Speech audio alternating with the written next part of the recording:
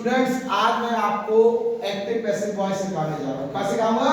Active passive voice. जिन बच्चों को tense आते हैं, टेंस कितने प्रकार के होते हैं? 3। कितने प्रकार के? 3। कौन कौन से? ओके, इसका मतलब आपको टेंस आते हैं तो टेंस से आगे बढ़कर के मैं आपको बताता हूँ active and passive voice. Passive active passive voice verb की दो वॉइसेस होती हैं। नंबर 1 होता है एक्टिव वॉइस। कौन सी होती है? Active voice. Active voice. और दूसरी होती है पैसिव वॉइस। देखो बच्चों, एक्टिव वॉइस में कर्म प्रधान होता है। एक्टिव वॉइस में क्या प्रधान होता है? कर्ता। दिख नहीं रहा इधर उधर, आ जाओ इस साइड आ जाओ, जहां से देखे वहां से देखो। एक्टिव वॉइस में सब्जेक्ट प्रधान होता है। क्या होता है? सब्जेक्ट, इसको कर्ता बोलते हैं।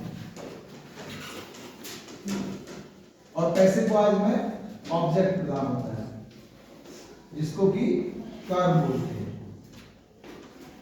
ठीक है,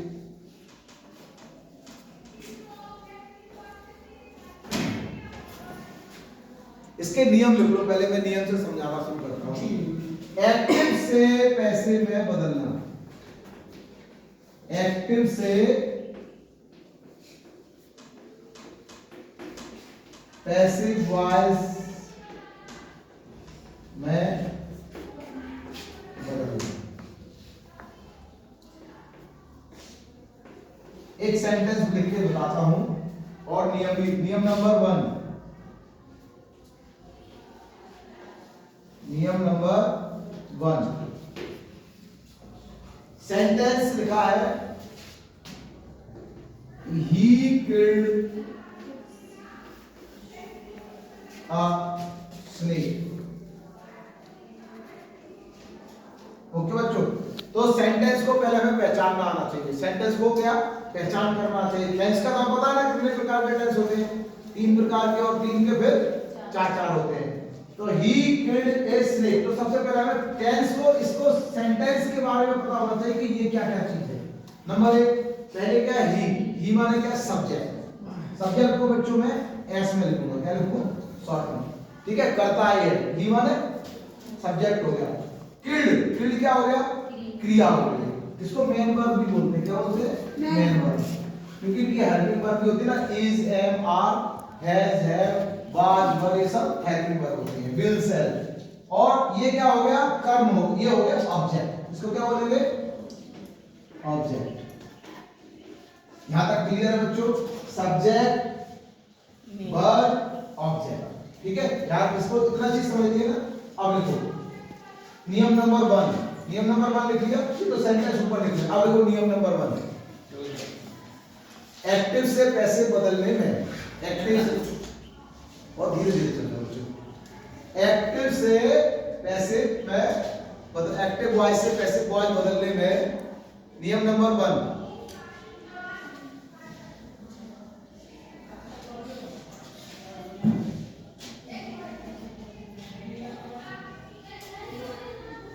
लो सूत्र लिख देता हूं मैं। हेल्पिंग वर्ब, मेन वर्ब का third form plus by plus object. Okay,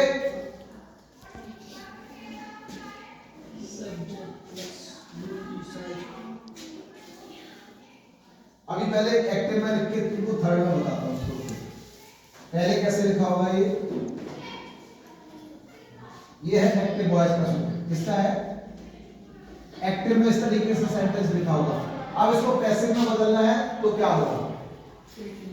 object पहले जाएगा, हेल्पिंग वर्ब, मेन वर्ब का third form by plus subject.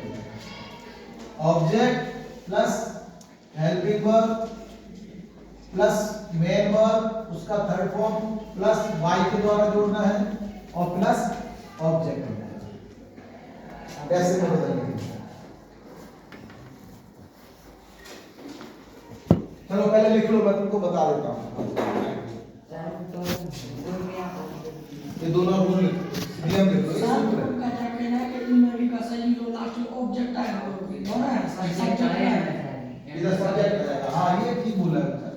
ये सब्जेक्ट हो जाएगा। जब बनाते हैं तो वो सब्जेक्ट के स्थान पर ऑब्जेक्ट और ऑब्जेक्ट के स्थान पर। तो नियम नंबर 1 लिखो, एक्टिव से पैसिव बनाने का। ये समझाने के लिए लिख दिया, बाकी मैं जो लिखा रहा हूं उसमें लिखो। सब्जेक्ट के स्थान पर ऑब्जेक्ट, सब्जेक्ट ये सब्जेक्ट है ना, सब्जेक्ट है, सब्जेक्ट के स्थान पर ऑब्जेक्ट, सब्जेक्ट के स्थान पर ऑब्जेक्ट और ऑब्जेक्ट के स्थान पर सब्जेक्ट में बदल देते हैं। 1 नंबर, सब्जेक्ट के स्थान पर ऑब्जेक्ट और ऑब्जेक्ट के स्थान पर सब्जेक्ट में बदल देते हैं। नियम नंबर 2 लिखो, नियम नंबर 2, नए ऑब्जेक्ट से पहले, अब क्या हो गया, नया ऑब्जेक्ट इधर आ गया ना, नए ऑब्जेक्ट से पहले y जोड़ देते हैं। नए ऑब्जेक्ट से पहले y लगा देते हैं, by, नए ऑब्जेक्ट से पहले y लगा देते हैं। नियम नंबर 3, नियम नंबर 3 लिखो,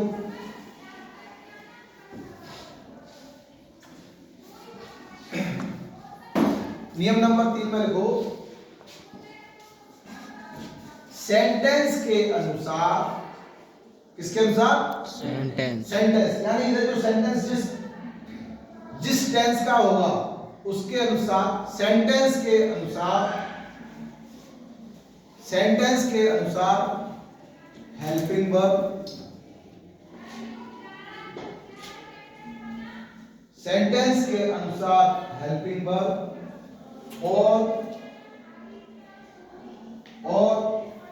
मुख्य वर्ब का, मुख्य वर्ब माने मेन वर्ब का थर्ड फॉर्म लगाते हैं।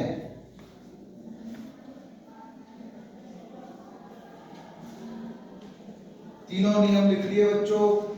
जी सर। अब तुमको मैं सरल से, वर्ब की कितनी वॉइसेस होती है? 2। कौन कौन सी वॉइस होती है? एक्टिव वॉइस और पैसिव वॉइस। एक्टिव से पैसिव बदलने में क्या क्या नियम होते हैं वो भी बताया मैंने। सब्जेक्ट के स्थान पर ऑब्जेक्ट, ऑब्जेक्ट के स्थान पर सब्जेक्ट, नए ऑब्जेक्ट से पहले बाय और सेंटेंस के हिसाब से helping verb plus main verb का थर्ड फॉर्म लगाते हैं। 3 नियम बताए, उनको लागू करके देखते हैं। ठीक है बच्चों, आया देखो सेंटेंस एग्जांपल के साथ। ओके, ये मिटा देते थोड़ी देर के लिए, है अब इसकी जरूरत नहीं है, आप लोगों को मालूम है, इतना बेसिक चीज तो आपको। He reads a book। एक एक बच्चा बताओ, इसमें सब्जेक्ट कहाँ है बेटा? तुमको सेंटेंस का पता होना चाहिए। पहले तो ये बताओ कौन सा टेंस का बेटा ये सेंटेंस है? Present indefinite. किसका है? इतना हमको दिमाग में पता चल गया। प्रेजेंट इंडेफिनिट में हमारी हेल्पिंग वर्ब क्या लगती है? इज, आर, एम लगती है, नहीं लगती है? Is, are, am. ओके, ये प्रेजेंट इंडेफिनिट का है। अब इसमें हमारा सब्जेक्ट क्या है? ही सब्जेक्ट है। रीड्स क्या है? कौन सी वर्ब है? Main verb. पता चल गया ना, मेन वर्ब है। और बुक क्या है यहाँ पर? ऑब्जेक्ट। मैं एब्रिविएशन में इस तरीके से लिख रहा हूँ। तो ये हमारा क्या, कौन सी वॉइस का सेंटेंस है ये? एक्टिव वॉइस का। किसका है? एक्टिव। बस इतना ही लिख देता हूँ, ठीक है। अब सर ने बोला पैसेज में बदलो, ठीक है, पैसेज में बदलो। तो पैसेज के लिए मैंने रूल बताया था। सबसे पहले आप पहला वाला रूल पढ़ो, सब बच्चे एक साथ जोरदार आवाज में पढ़ो। पहला रूल क्या? दो एक साथ। ओके, इसका मतलब ये क्या कह रहा है? सब्जेक्ट के स्थान पर ऑब्जेक्ट। तो यानी ऑब्जेक्ट यानी ए बुक है ना, तो यहां पर आ जाएगा ए बुक। सब बच्चों को यहां तक क्लियर है? सब्जेक्ट के स्थान पर ऑब्जेक्ट हो गया। ओके, अब रूल नंबर 3 पढ़ो। क्या लिखा रूल नंबर 3 में?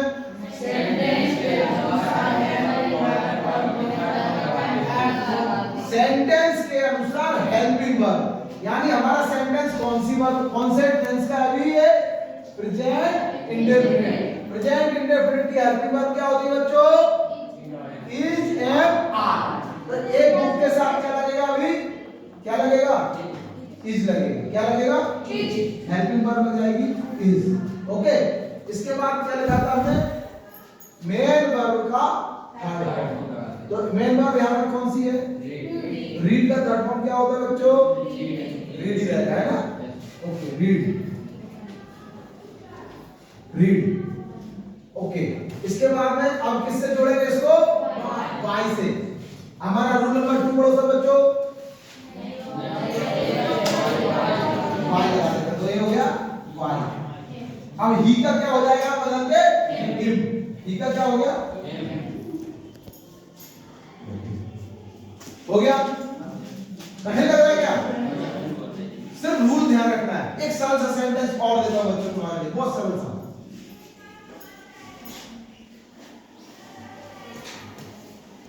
Ravi writes a notebook. Okay, सब बच्चों जल्दी बताओ, सब्जेक्ट कौन सा है? रवि। राइट्स क्या है? Main verb. नोटबुक क्या है? ऑब्जेक्ट। बस खत्म, सब बच्चों को पता चल गया। सबसे पहले क्या लाएंगे आप? ऑब्जेक्ट को, तो यहां से लेके आएंगे, ठीक है? ए नोटबुक। ओके, अब इसके बाद में हेल्पिंग वर्ब लगानी ना, तो ये कौन सा टेंस है? इंडेफिनिट। तो इसकी हेल्पिंग वर्ब क्या लगाएंगे बेटा? इज। Okay, is. इसके बाद में क्या लगाएंगे? मेन वर्ब का थर्ड फॉर्म। राइट का थर्ड फॉर्म क्या होता है? रिटर्न। Spelling WRIT। रिटर्न। कैसे जोड़ेंगे? बाय। सब बच्चे एक साथ बोलो। बाय। और रवि का क्या चेंज होगा? राम। कुछ चेंज नहीं होगा, रवि का रवि रहेगा, क्योंकि ये बन गया। बन गया सभी का? जी सर। ओके, एक और लिखो।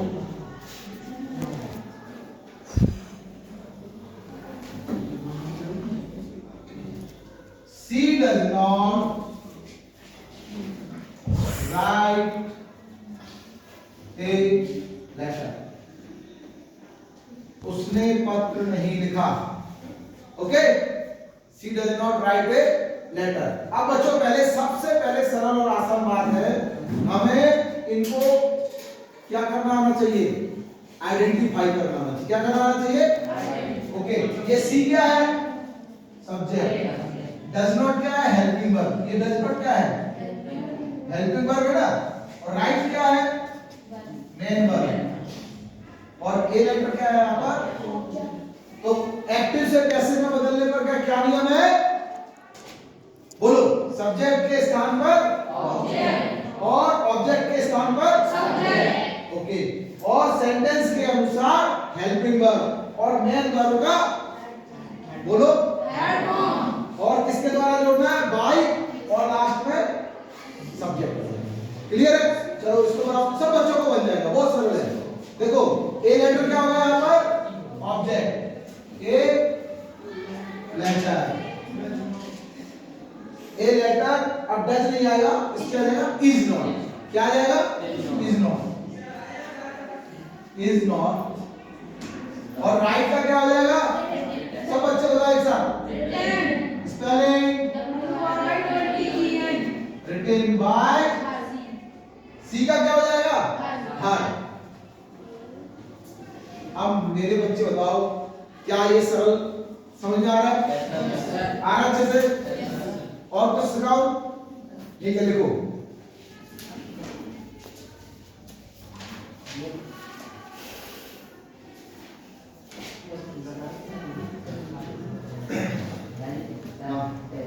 हाँ हाँ, उनको सिखाने के लिए, ठीक है? ये पहला वाला बता देते हैं। अब सब बच्चों को इनको आइडेंटिफाई करना सीखना है और एक्टिव बनाने के लिए आता। जो एक्टिव से हमने पैसिव में बदला था, जस्ट उसका उल्टा हो जाएगा, जस्ट उल्टा हो जाएगा। चलो पहले सेंटेंस लो, नए पेज पे ठंडे से पूरे बच्चे, कोई चीटिंग नहीं होगी।